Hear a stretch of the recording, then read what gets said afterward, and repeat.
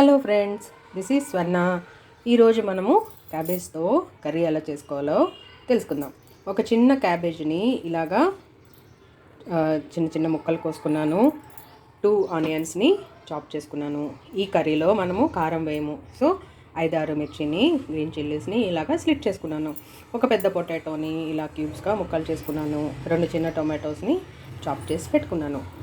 కొత్తిమీర చాప్ చేసి పెట్టాను. 1 స్పూన్ జింజర్ గార్లిక్ పేస్ట్. ఇందులో మనము 2 to 3 చొప్పున లవంగం, యాలకులు, ఇంకా దాల్చిన చెక్క వేసుకుంటాం. ఒక pinch of salt, pinch of turmeric and 1 spoon of salt తీసుకున్నాం. ఈ కర్రీలో మనము కారం వేయము. ఇది పూరి చపాతీలకి బాగుంటుంది, రైస్లో కూడా చాలా బాగుంటుంది. So let us start. Pan పెట్టుకొని కొంచెం ఆయిల్ వేయండి.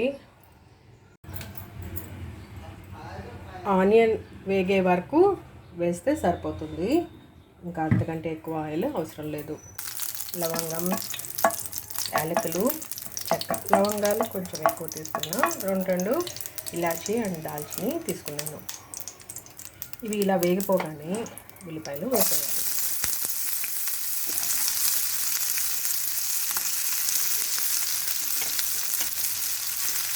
ఈ కర్రీ పూరీలోకి కూడా బాగుంటుంది, చపాతీలోకి, రైస్లోకి కూడా బాగుంటుంది.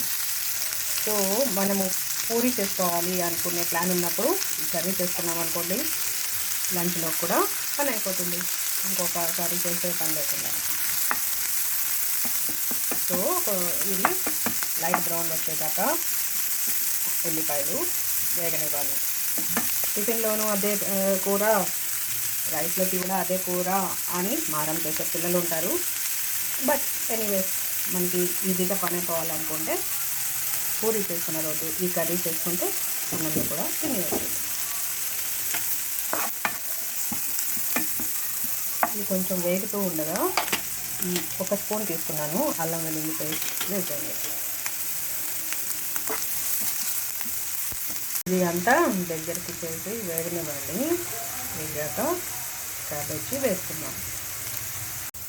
ఉల్లిపాయలు వేగిపోయాయి, ఇప్పుడు క్యాబేజీ వేసేయండి.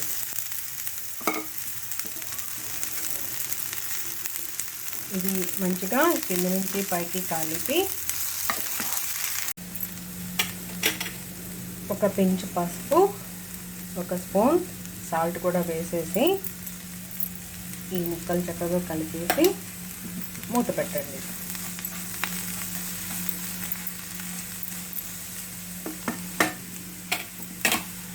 ఇది కొద్దిగా మగ్గాక మనము టొమాటో వేయాలి. టొమాటో ఇప్పుడే వేస్తే క్యాబేజీ సరిగ్గా ఉడకదన్నమాట. ఓకేనా?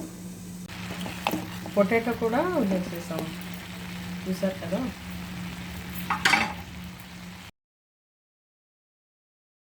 వేసుకొని కడాయి పెట్టి మూత పెట్టేయండి. పొటాటోస్ మగ్గిపోయాక టొమాటో వేయాలి. చూడండి, అది మగ్గి వాటర్ ఎలా వచ్చిందో. మనకి క్యాబేజీ అండ్ పొటాటో 2 మగ్గిపోయాయి. ఇప్పుడు మనము టొమాటో వేసేసుకోవాలి.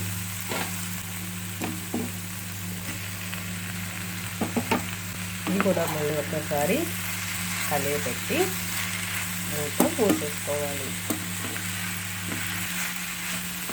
టొమాటో ముందు ఎందుకు వేయలేదంటే ఆ పులుపుకి పొటాటో ఉడకదన్నమాట. ఇప్పుడు ఒకసారి పొటాటో ఉడికిపోయింది అనుకున్నాక మనము టొమాటో వేసేసుకోవచ్చు. ఇలా కట్ చేస్తే కట్ అయిపోవాలి. అయితే ఇందులో ఇంకా వేరే మసాలాలు వేయటం లేదు, కారం కూడా వేయట్లేదు. నాకెందుకో తెలీదు, మా పెళ్ళైన కొత్తలో మా వారు చెప్పినట్టు గుర్తు, క్యాబేజీలో కారం వేయరు అని. ఇంకా అదే ఫాలో అయిపోతున్నాం. ఇదిగోండి, మన క్యాబేజీ కర్రీ రెడీ అయిపోయింది. దీన్ని కొత్తిమీరతో గార్నిష్ చేసుకొని